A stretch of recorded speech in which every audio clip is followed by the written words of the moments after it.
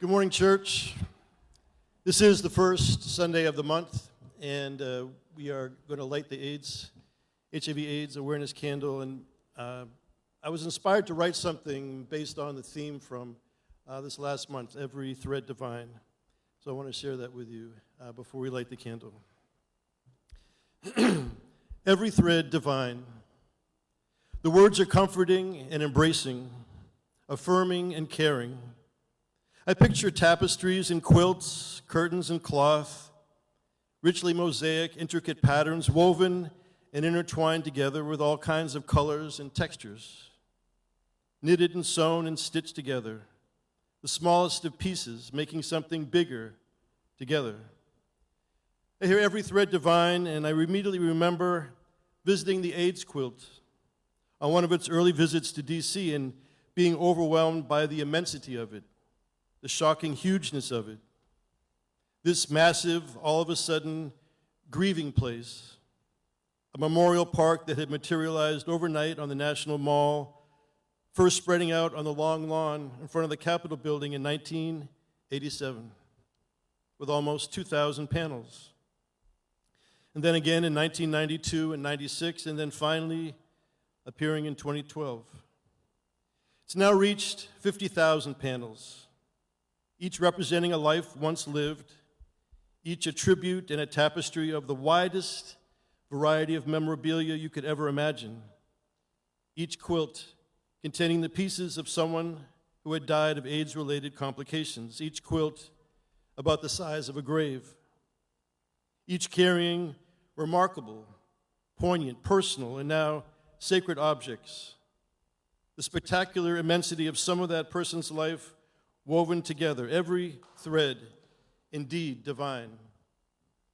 I remember hesitating to go when it was here in 1992, not wanting to be engulfed and confronted by the signposts and the objects and the remarkable visibility of so many deaths, not wanting to feel the anger and the pain and the grief over and over and over again, because so many of my friends had died as well.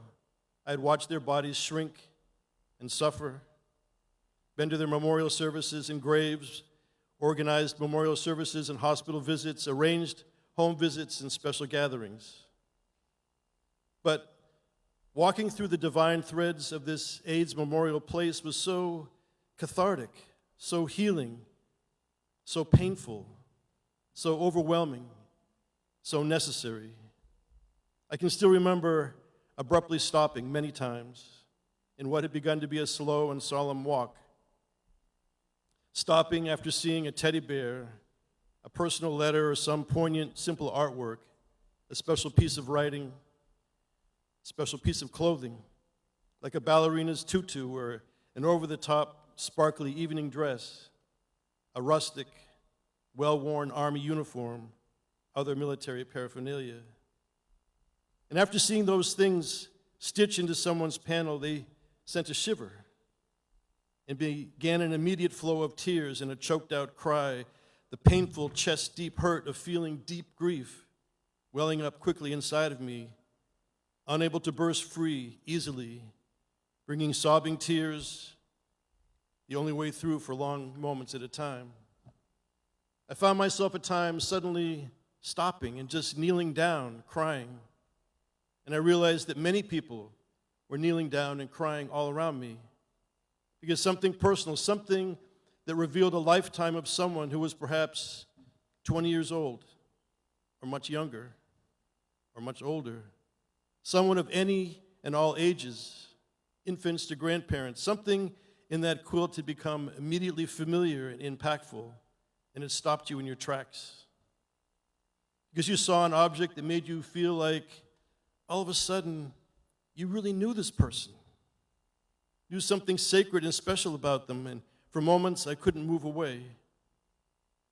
I remember seeing pictures that showed what must have been family or friends or both, when everyone was beaming with smiles and laughter, showing off funny and goofy faces, clowning around at the beach or having some special meal at a big supper table, the personality of the person who had died shining brightly through old Polaroids and kid-made drawings.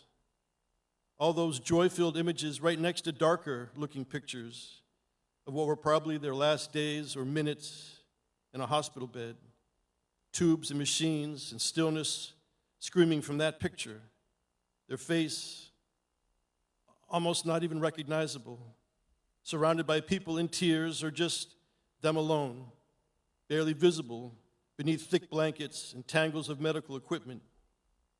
Every thread divine, every thread a person, every thread a precious family and a life to be remembered. And so I hear every thread divine in a voice of defiance and bold affirmation, shouted out with unwavering strength and courage, proclaiming that each thread a person, a divine individual that forms the tapestry of life itself. It shouts out that each person matters. Everyone is sacred. We are all of supreme excellence, simply superb.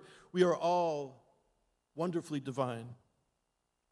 I also hear every thread divine in quiet and hushed tones, reverent and solemn, respectful to the need for intimate acknowledgement and comfort, offering stamina and encouragement, a prayer, softly spoken for remembrance, a loving tribute, words spoken with grace and power. I hear every thread divine and know that it means much more.